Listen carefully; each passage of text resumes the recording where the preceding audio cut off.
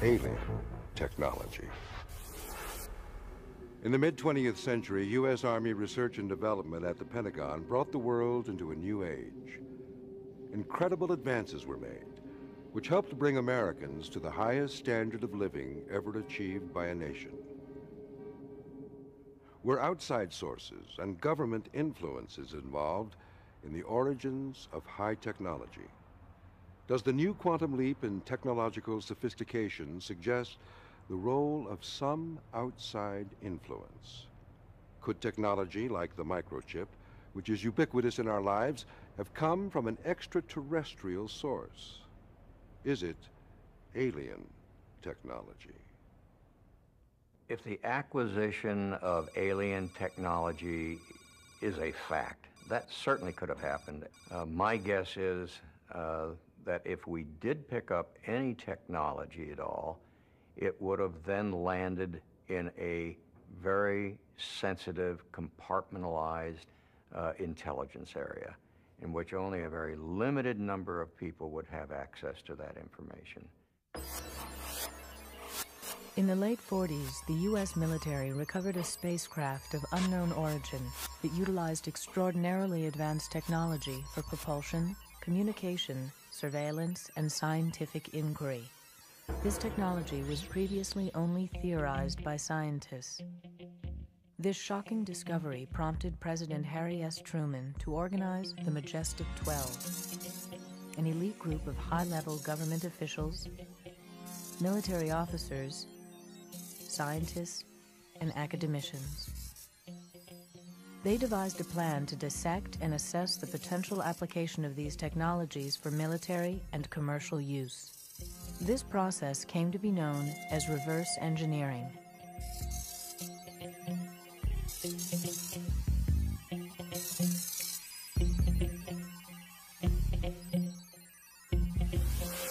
With the advent of the Cold War, the Majestic 12 and its program was conducted under the highest level of secrecy since the Manhattan Project.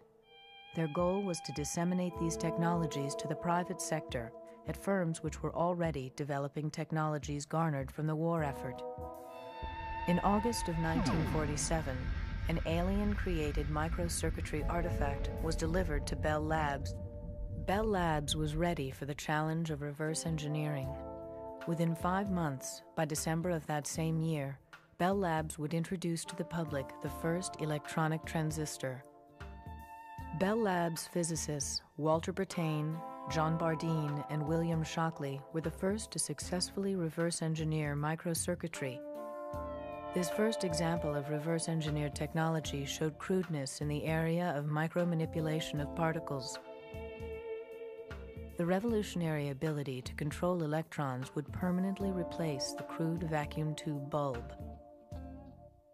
First of all, Shockley and his team had been working on transistor technology. Of course, nobody called it a transistor back then, but they were working on this technology, basically an electronic gate to send electrons through that was more efficient than the vacuum tube. Now, the workbench notes that they had back then, the notes themselves were reverse engineered. They didn't publish those workbench notes until after 1949. Soon, all life on Earth would be affected by this application of outside information. On the day that was declared, the day of discovery, life on this planet changed. Later, General Arthur Trudeau took over the responsibility of distributing technological artifacts from U.S. Army R&D offices at the Pentagon. Colonel Philip J. Corso, intelligence officer for Army Research and Development at the Pentagon, was the first to step forward with information about alien technology. In 1997, when Lieutenant Colonel Corso published his national best-selling book, neither the federal government nor any corporation or individual sought to discredit or refute his revelations about the Pentagon distributing alien technology to the private sector. All this was known, only it wasn't known in the form where we gave an artifact to science. We gave them research and development projects. One of the things that strikes you most about Philip Corso is not just the fact that he sounds credible, but when you go into his background and you look at the places he's been and where he served and what assignments he's had through the different wars from World War II through Korea, then back to the Pentagon, when you look at that, what you see is that the guy just rings credible. He is like rivet plate metal. Trudeau brought him in. He sat at the foreign technology desk as the deputy at that desk for 90 days, and then he went black. He went secret and became Trudeau's deputy and carry out Trudeau's own assignment, which was get this material from the spacecraft into American industry, the only place it could be safe. Are these alien technologies? What kinds of applications did we reverse engineer from outside technologies?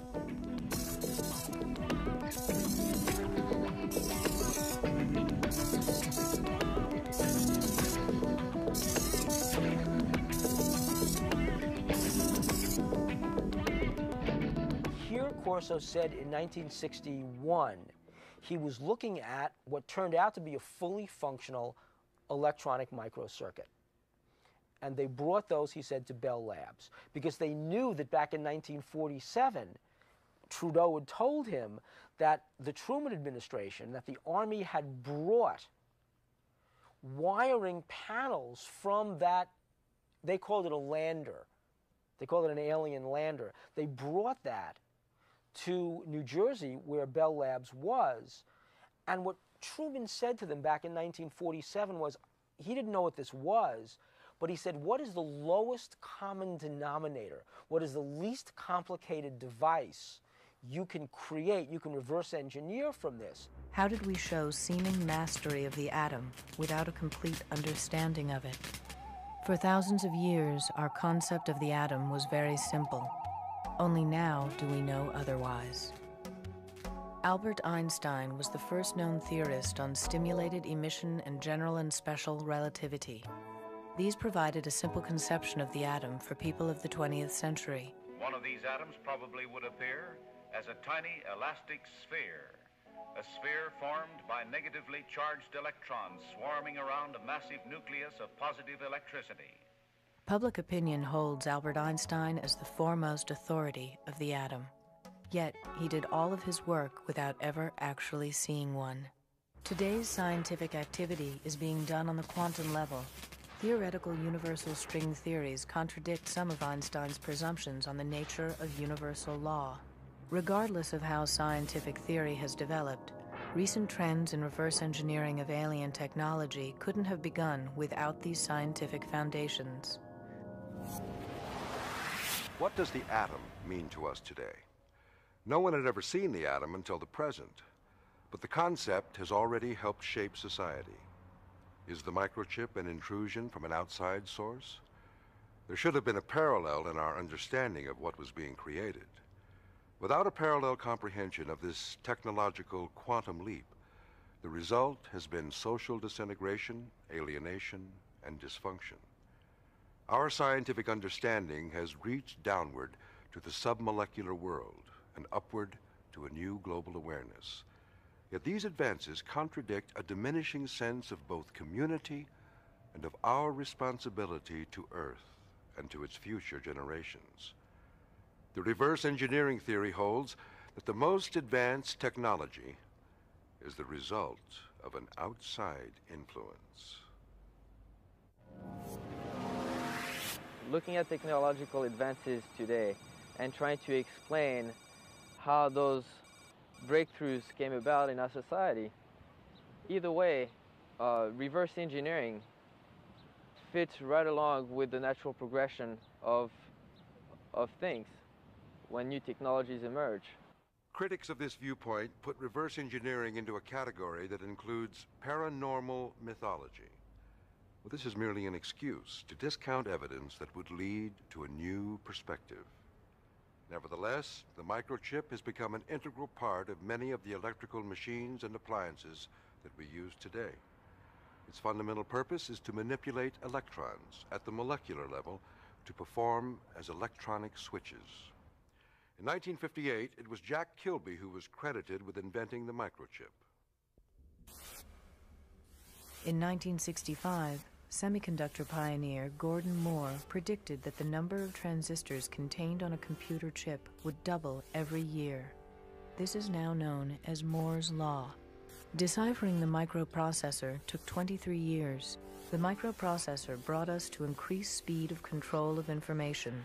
In 1970, when Ted Hoff revealed the microprocessor, how much was known about electron behavior?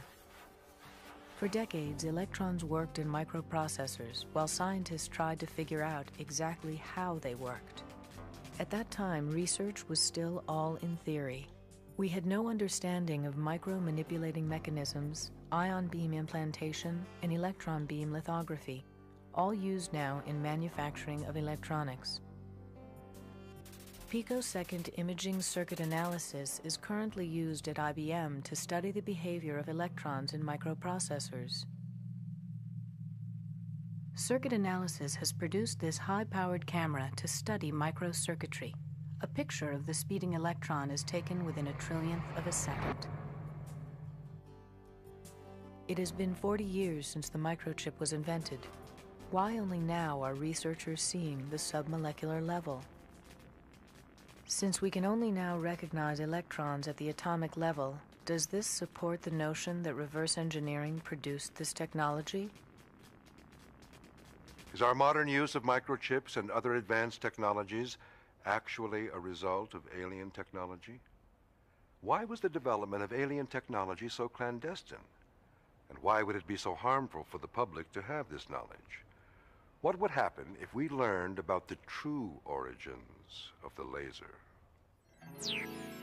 Light amplification by stimulated emission of radiation. In 1958, surrounded by much controversy, the laser was introduced. The controversy was a result of the dispute over the question of the inventor of the laser. The litigation that ensued only confuses the fact that no one can claim to be the sole inventor of these technologies.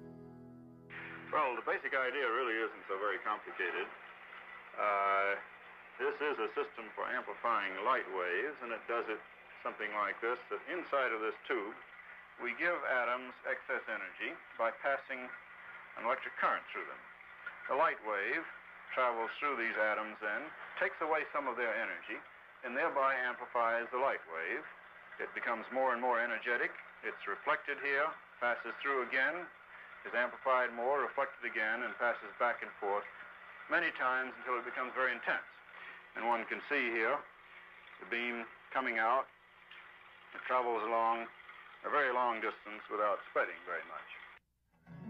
Credited as the inventors of the laser, did Arthur Scalo, Charles Townes, or Gordon Gould know where the outside information came from? The laser comes from the application of stimulated emission to a crystal. A photon is introduced through optical pumping. Mirrors are used for multiplying the emission of active photons. How was the idea of the use of mirrors introduced into laser development? This burst in radiation, as all the atoms discharge photons, results in a cascade of light. The beam generated by most lasers is pencil thin and maintains its size and direction over great distances. Army laboratory at Columbia University, which staged its first test on a laser right around 1960. That's where they took the laser cutting tool. Not to say this is what a laser is. They already knew what a laser was. What they needed was a working benchmark model of what they could reverse engineer to get a quantum leap on the very technology they were trying to develop. Technology has now harnessed light. The molecular arrangement of crystal gives direction to light. It is the same molecular arrangement that contains light. We now control information in this light. Some of the companies that were involved in reverse engineering of fiber optics are Bell Labs, Hughes Aircraft, General Electric, IBM, and Corning Glass. Research was done by thousands of people before the mystery of light unraveled. Unlike Thomas Edison and the light bulb, people are not aware that Charles Kao contributed to one of the greatest achievements in technology, the harnessing of light. Why isn't Kao a household name? Has he been lost in the process of reverse engineering? Fiber optics have been manufactured and sold to the public with no question as to its origins. 1,000,000 years of evolution overnight. How did this happen? Smaller than a human hair, the fiber is 2 layers, a crystal core with a glass layer. 2 strands of fiber optic cables can carry over 1,000 conversations. Light is reflected inward from the interface of the 2 layers. Even though alien crystal fiber applications may surpass our current scientific understanding, fiber optics is so far our greatest reverse engineering achievement. Evidence of high technology continues to surface from locations all around the world, dating back thousands of years. The precision attained by these artifacts is a paradox. Present-day scholars remain mystified by the high technology of the ancients. No accurate record has ever been found which has information about the origins of these technologies. Frank Drake, Harvard astronomer, formulated an equation to speculate at the number of intelligent, communicating civilizations there are in our galaxy. N represents the number of stars in the Milky Way galaxy. Current estimates of this number are 100 billion. P is the fraction of stars that have planets around them. Current estimates range from 20% to 50%. E is the number of planets per star that are capable of sustaining life. Estimates range from 1 to 5. L is the fraction of planets in E, where life evolves. I is the fraction of L, where intelligent life evolves. C is the fraction of I that communicate. L is the fraction of the planet's life during which the communicating civilizations live. The answer, N, is the number of communicating civilizations in the galaxy. According to Drake, even the most pessimistic estimates yield hundreds to thousands of communicating civilizations. Through the media, we are already sensitized to the possibility of alien life forms. To maintain a logical perspective is a challenge, considering our point of reference is only the popular media.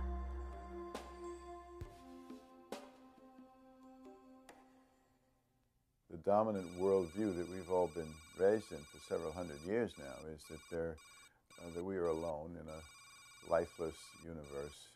I think even if a better worldview or a more truthful one or one that opens up consciousness to a much more interesting universe, even when that would be the result, change is still resisted, because whatever your existing worldview is, it gives us a kind of complacent sense that we understand our world. And when something comes along that completely shatters that, then we don't understand. We don't have control. Anything else can follow, you know.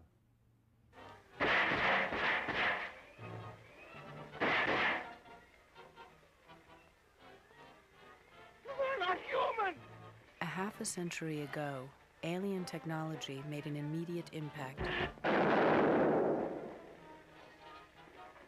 On Halloween night of 1938, Orson Welles' radio program War of the Worlds showed just how Americans would react to news of alien contact. The program caused pandemonium. Some people even committed suicide. Turn you to Carl Phillips at Grover's Mill. Ladies and gentlemen, here I am. Wait a minute, something's happening. There's a jet of flame springing from the mirror, and it leaps right at the advancing men. Lord, they're turning into flames. Extremely surprised to learn that a story which has become familiar to children through the medium of comic strips should have had such an immediate and profound effect upon radio listeners. Flying saucers have invaded our planet. The whole world is under attack. Can it survive?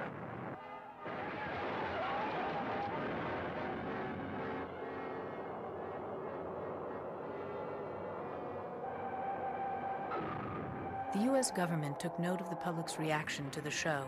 Since then, the government's position has been very cautious on this topic.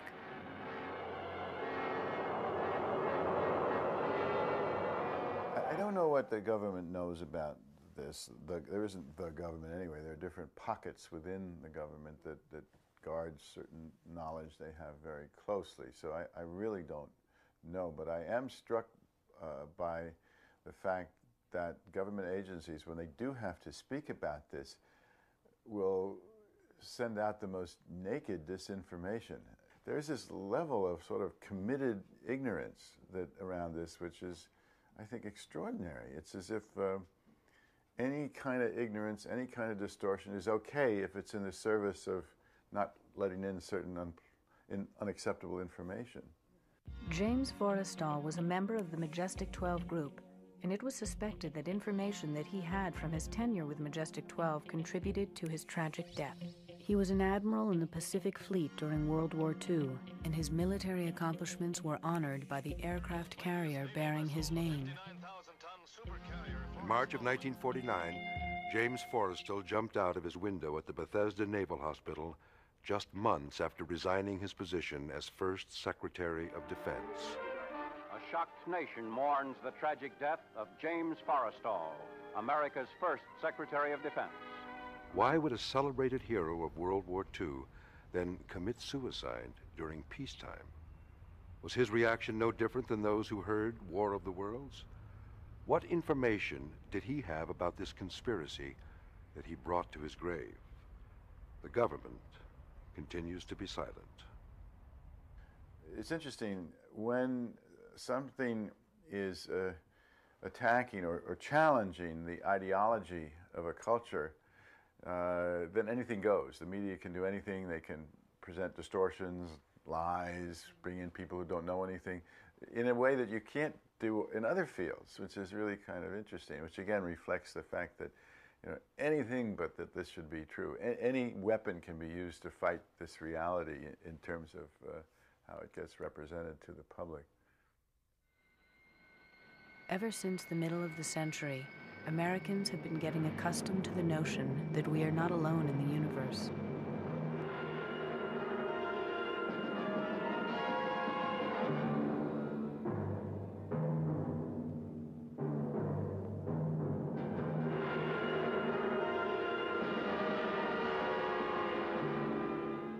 I think there's no question that the tendency to show extraterrestrial encounters as either comical or sinister does influence a certain number of people who don't know any better.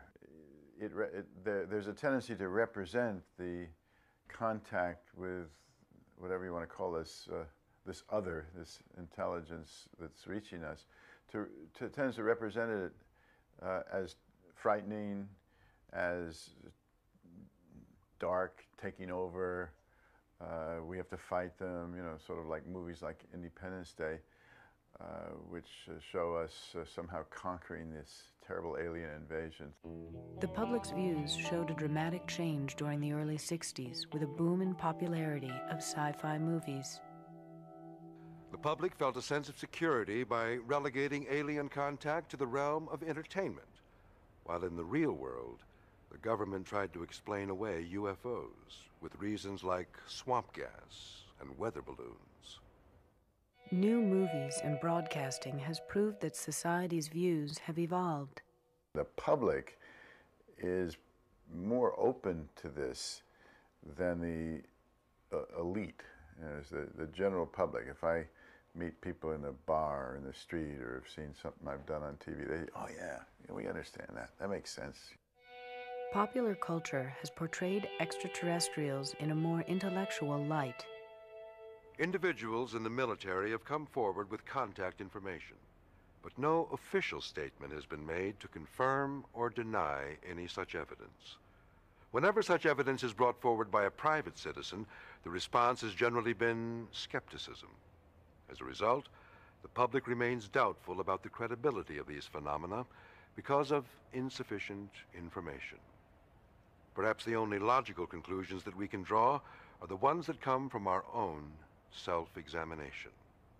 The kind of technology that we now have is a product essentially of the scientific revolution and the Industrial Revolution. And that is why I spent so much time researching the story of the Luddites. Because the Luddites were people in England at the beginning of the Industrial Revolution who said, wait, what is this technology going to do to us in particular, to our jobs, to our families, to our communities, to the environment? And they said they didn't like these new steam technologies coming in. They didn't like these new factories that were being produced because they did people out of jobs. And they said they took their torches and they took their rifles and they took their hammers and they smashed those factories. The government of England, in response to this, mounted the greatest armed force against its own citizens that it has ever done. And within about 3 or 4 years managed to put down this Luddite rebellion. And so the Industrial Revolution was allowed to proceed. These people were done out of their jobs, their communities were destroyed, the environment was black. And this is the kind of stuff that Dickens eventually wrote about. The awful price that had to be paid so that the Industrial Revolution could succeed. And so I wrote about these Luddites and told the story of what they did then, and then I tried to bring it forward 150 years to talk about the people today who are resisting the trends of modern high technology. The fact is that the initial big bang of technological innovation and progress was soon followed by the marriage of the military elite to private companies who exploited this technology and have made billions of dollars from it. Silicon Valley produces 68 millionaires per week. It has opened up the economy to a whole new territory. NASA Ames Research and Silicon Valley are recognizing that alien technology is now public knowledge. Yet the government is still secretive about reverse engineering that is continuing today. For example, special agents from NASA's Office of the Inspector General are investigating private entrepreneurs in Silicon Valley.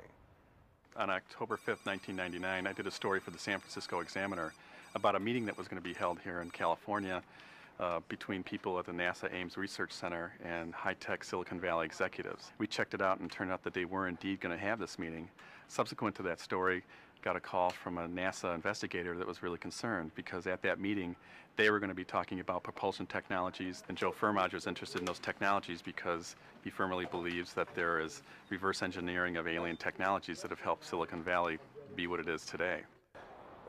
Thinking about the computer revolution and its effect on society, you would be blind not to realize how dangerous and pernicious and evil it has been.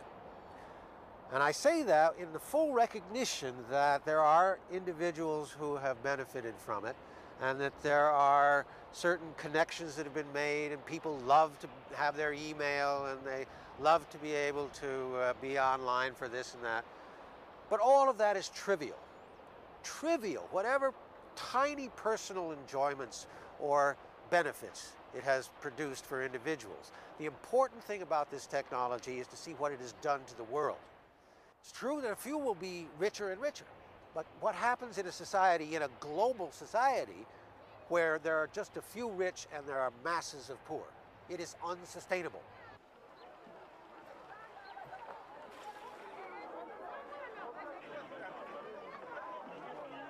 What I'm spelling out for you here is a scenario that inevitably leads to tragedy. And we can see it happening already. But I think it won't be more than 20 years or so before all of this collapses. Because we have these dominant government corporate forces eating up the world, pushing people aside, and attempting to create a world that is entirely artificially, entirely technology dominated. A technosphere that will eliminate the biosphere. Alien technology causes destruction of our environment at a rapid rate. Its power is beyond what we are able to control. The destructive effects reach out to all areas of the Earth and the life that it sustains. How much time do we have before it is too late to reverse the damage from alien technology? People, disconnected from nature, abuse our ecosystem, which degrades our planet to near fatal levels. Our production of waste rivals our production of technologies that improve the human condition. Think of this. Over there on Wall Street is the beginning process by which $4 trillion is being traded around the world every single day. $4 trillion. Now, you don't trade that stuff buying and selling around the world without having an effect, a real-life effect upon the jobs and the lives and the communities of people. But the psychological effects of all of this are to distance people from the real things that they need in their lives. Love, sodality, community, poetry, dreams, all of the important things.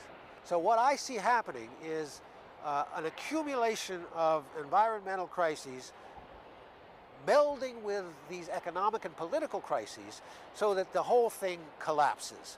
Now, it's possible that the human species will survive that.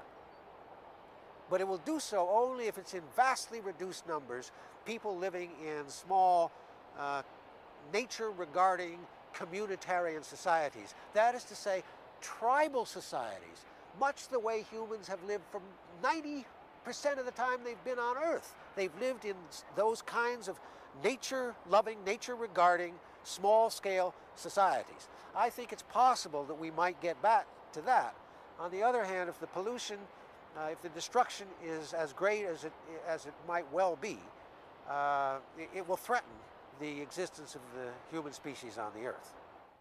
Is this the first global technological crisis of its kind? Are we living in a world where all of the technology that we depend on could stop functioning? Or does alien technology have a manifest destiny of its own to dominate the globe? Alien technology has fragmented our system of representation. It fragments communities and alienates people from each other as it takes control. The portability of information may ultimately erode privacy. Soon, people will carry their electronic identity within their skin. This information will be read and tracked by anyone who has the equipment to do so. The gap between those who control the technological machinery and those who are controlled by it may determine what life will be like for the next generation. Will there be more government control over the economy? Will there be more government control over our lives? A bold new world order. Or is it technology that is controlling our lives? In politically underdeveloped countries, alien technology has fatal consequences. The U.S. military will not come forward with information surrounding the development of alien technology. Research continues as defense technology reaches for more sophisticated and lethal weapons. The government's priority is to maintain military and economic supremacy and keep the secrets of alien technology that created its power. The American defense system has increased its contractual research with private companies. These companies research independently and operate under total secrecy under the authority of national security. In his 1961 farewell address to the nation, President Eisenhower warned us of the dangers caused by the very situation that our country finds itself in today. In the councils of government, we must guard against the acquisition of unwarranted influence by the military-industrial complex. The potential for the disastrous rise of misplaced power exists. We must never let the weight of this combination endanger our liberties or democratic processes. Akin to and largely responsible for the sweeping changes in our industrial military posture has been the technological revolution during recent decades. Yet in holding scientific research and discovery in respect, as we should, we must also be alert to the equal and opposite danger that public policy could itself become the captive of a scientific, technological elite. The social, economic, political, and environmental consequences of the unbridled rapid growth of technology in all phases of our lives beget a fundamental question. Are we the master of, or the slaves to high technology? Do we expect technology to be the solution to our problems? Perhaps we have lost the ability to reassert control over our lives. We may be so technologically dependent that any failure in the system could lead to a catastrophe like a nuclear meltdown. Can we forestall or prepare for such a catastrophe if we are unable or unwilling to address these issues now at a time of unprecedented prosperity? Every major city in the United States is a part of only 3 power grids that supply all of our energy. These systems were built on a computer language called COBOL, Common Business Oriented Language. This computing language was developed by the U.S. Navy in 1957 under the authority of Admiral Roscoe Hillenkoetter of Harry Truman's Majestic 12. Naval officer G.M. Hopper directed the group that wrote the COBOL language. Why was the U.S. Navy involved in creating a language for use in our land-based power grids? Was the Navy's programming knowledge the only way to reverse engineer alien processors? Socially, we are in danger of losing our sense of humanity, our sense of morality, even our sense of family and its critical role in our society. We need to assess the consequences our frenzied electronic way of life has on our planet.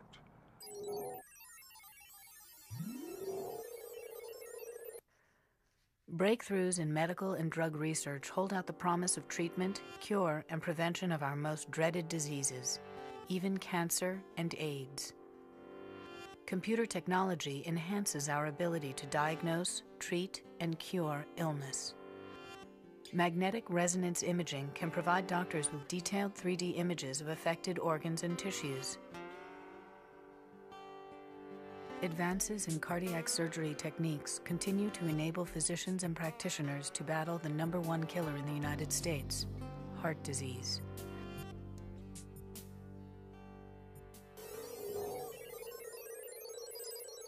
Nearly 1,000 satellites orbit the Earth daily and contribute to our increased knowledge of our planet and its atmosphere and weather.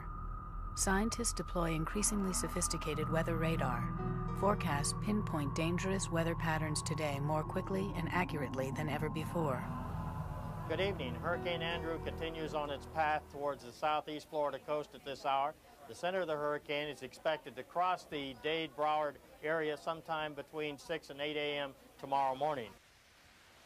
Because of this advanced technology, communities have more time to take emergency measures in the face of a violent storm.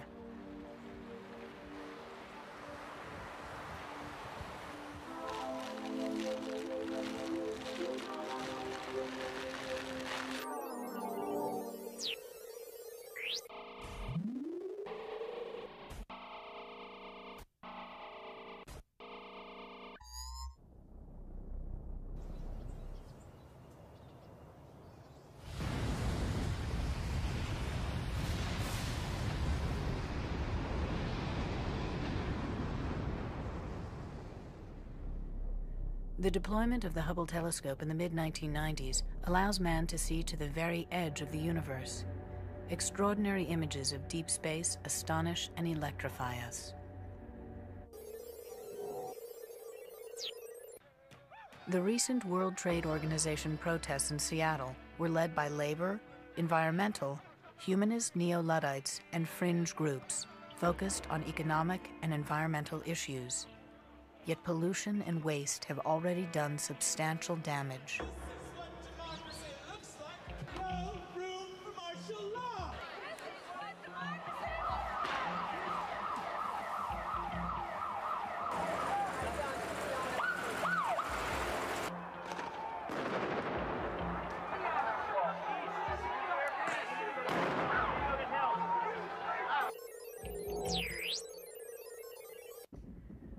Ironically, a comparatively low-tech alternative to fossil fuel and uranium is wind power. In some regions, it provides clean, reliable energy which could significantly reduce our reliance on imported oil, coal, or nuclear power. Unfortunately, the nuclear power industry is encouraged to develop, through government subsidies, several times the amount that solar or wind power development will ever receive. With the internet eclipsing 1 billion pages and counting, today's e-revolution is spurring an unprecedented global economic boom. E-commerce is expected to top several $1 trillion in the next few years. Alan Greenspan, chairman of the Federal Reserve, pointed out the critical role of high technology in the growth and reshaping of our economy and society.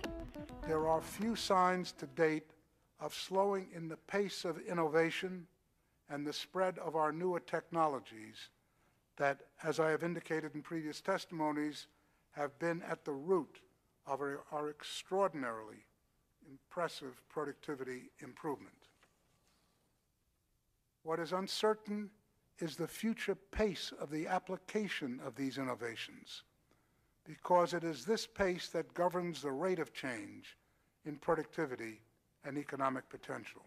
Since nearly any human being can link up individually to the rest of the world, the Internet may be the greatest mechanism of democracy ever made. Yet with such unlimited worldwide access to each other, how will our lives be affected? Just in the last few months, serious concerns over privacy and safety on the net have spurred government and corporate responses to arrest and prosecute hackers and other criminals. We may never find definite answers to the mysteries of alien technologies, but because of mankind's discovery and development of extraterrestrial tools, humanity has raced generations beyond our time, closer to our own enlightenment, or destruction, as a species. Furthermore, the rapid pace of technological change has only magnified these problems. So where does it all end? The disparity between the rich and poor nations and individuals continues to grow. The destruction of the rainforests and other habitat, nuclear proliferation, biological weapons, global warming, and ozone depletion show the immediate and direct consequences of technology gone amok. America is the largest arms merchant in the world. This undermines our credibility as a nation of peace. Recent wars in Iraq and Yugoslavia also show the trend toward high-tech electronic warfare, where drones, cruise missiles, and global positioning satellites enable the Pentagon to wage truly impersonal surgical war. Since the Big Bang of technology in the mid-20th century, we have seen the application and misapplication of this reverse-engineered alien technology in every aspect of our lives. We must raise our consciousness on a personal, emotional, global, and even spiritual level. We need to demystify and emasculate the iconography of technology. Maybe we can think and act less selfishly, with a greater sense of community, both locally and globally. Collectively, we can insist that our government, major corporations, academia, and the military seriously consider the consequences of our technological revolution. As citizens, we must insist our leaders address these issues both here and abroad. Globally, the U.S., as the world's sole superpower, must take the lead in shaping and applying high technology. America and its allies must press for a more thoughtful, slower approach to technological change. The Internet is the latest and perhaps an especially sinister example of high technology being used to foster racism, bigotry, and hatred. Our power is not through one person or group or nation. Collectively, we as human beings must fight against complacency, indifference, and ignorance. The world is shrinking every day, and we must act now to save our own humanity. The infinite power of the human mind and spirit can help us harness technology while protecting and healing ourselves and Mother Earth. Otherwise, we may eventually be doomed to nuclear, biological, or technological oblivion.